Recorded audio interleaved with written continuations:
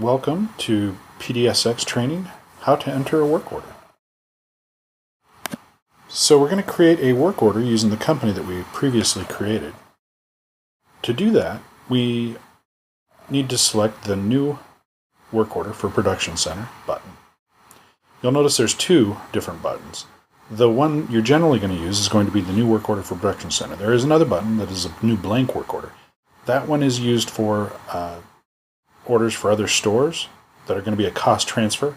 What it does is when it creates the work order, it's going to automatically assign cost transfer pricing to it, and it's not associated with the company. It's associated with the store that you're doing it for. Most of the jobs that we get that are for customers are going to be new work orders for Production Center, and those are orders that are going to use the pricing from that company when selected to determine the correct pricing. So I'm going to go ahead and start now and do that.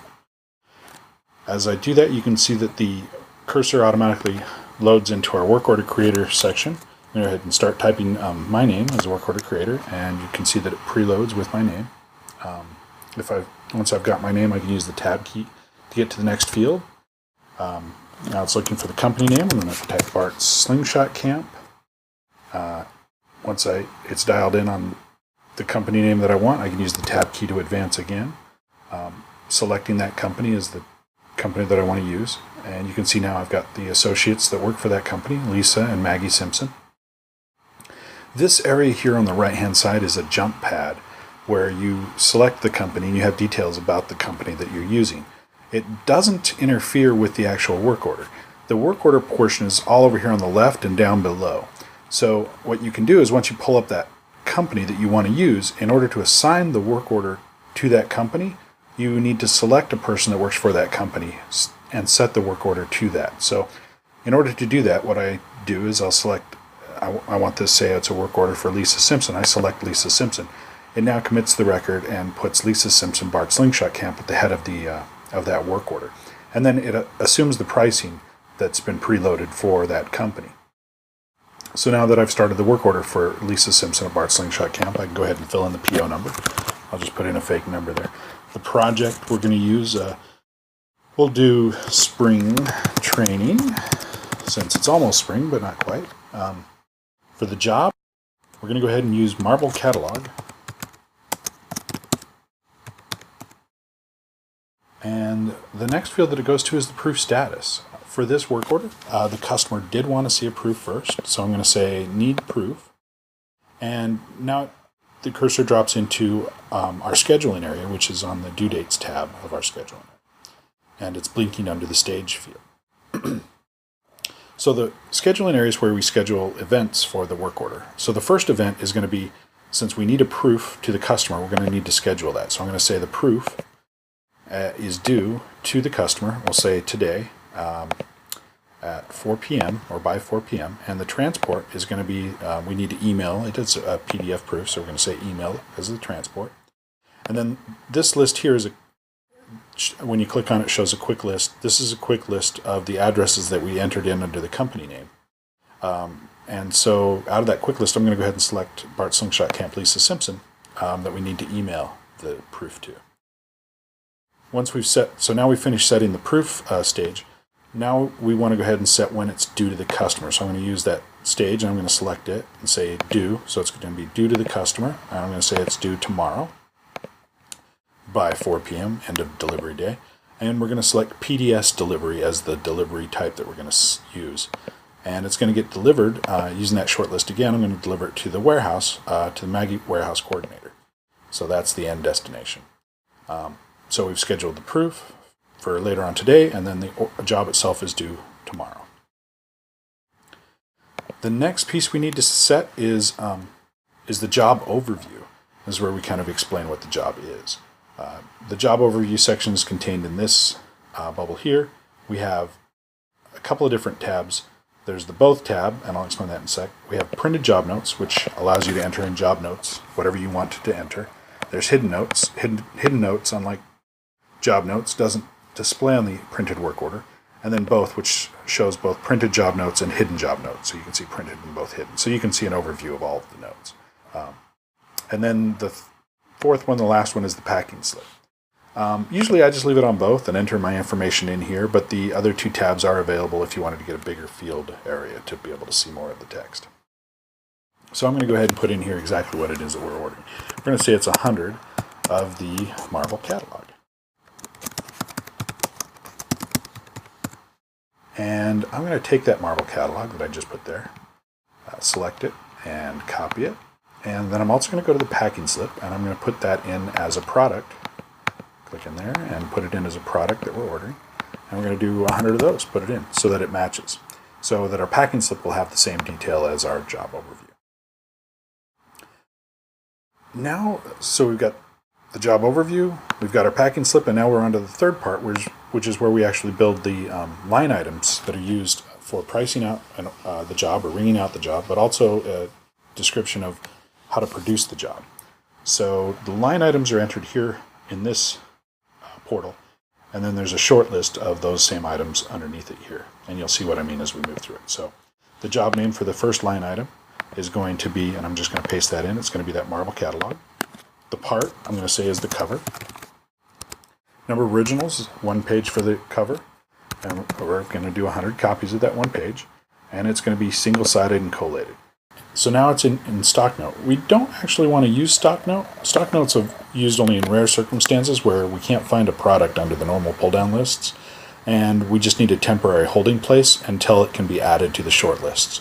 So for most all orders, you're not going to end up using the stock note at all, and I would say avoid using it. But under the rare circumstance where suddenly you get a new stock that hasn't been added to the existing stock lists, then you could have it keyed into the stock note and quickly select it, but it's not going to have correct pricing or anything like that. So I'm going to avoid using the stock note, but that's all about the stock note. For this covers are going to be on 80-pound cover expressions, which is not color standard, but color specialty. And you can see here is a list of all the color specialty. We've got color letter, 8.5 by 11, 80-pound cover expressions, so that's what I want to use. I'm going to go ahead and select that.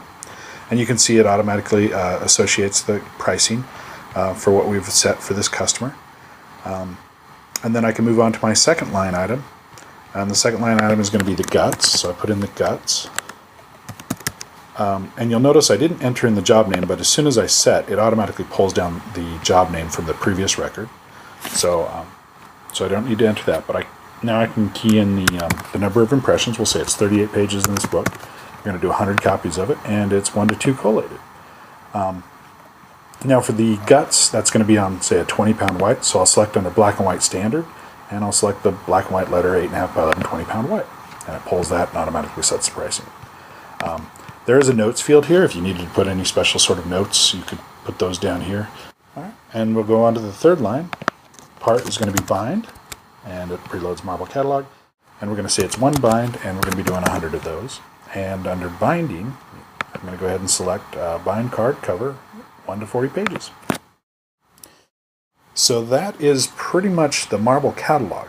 The last thing that we want to do, since those are a complete set, is I'll select all of them, and there's some buttons over here. This is select all, this is deselect all. This is duplicate items to another work order, and this is duplicate select items to a template. And this is, of course, delete selected items. So I'm going to select all these items. Now that they've got a little checkbox to let you know that they're selected. And now I'm going to go ahead and group them. So over here under group, you can see there's a little button. I'm going to paste in the marble catalog there in the field and hit the little blue button. It asks me for verification. Group these 3 items to group name marble catalog. I'm going to say group.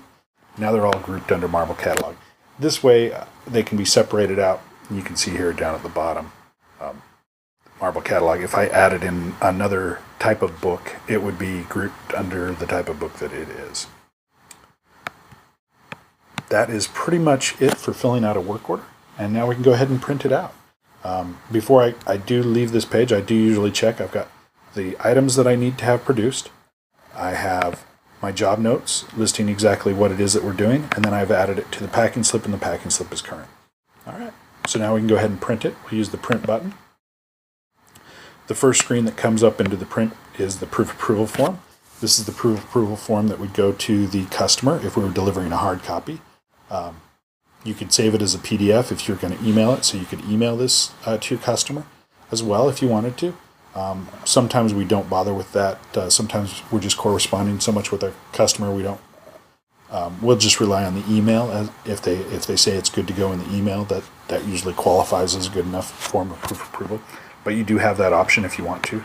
There's a Save as PDF button here if you want to use that. I'm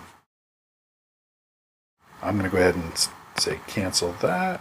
We would pretend that we printed that. And then this is the proof of approval page 2, which you'd print out as well. And this proof then also stays in the work order jacket. So when you send the order out for proof, the proof and the proof of approval form go to the customer.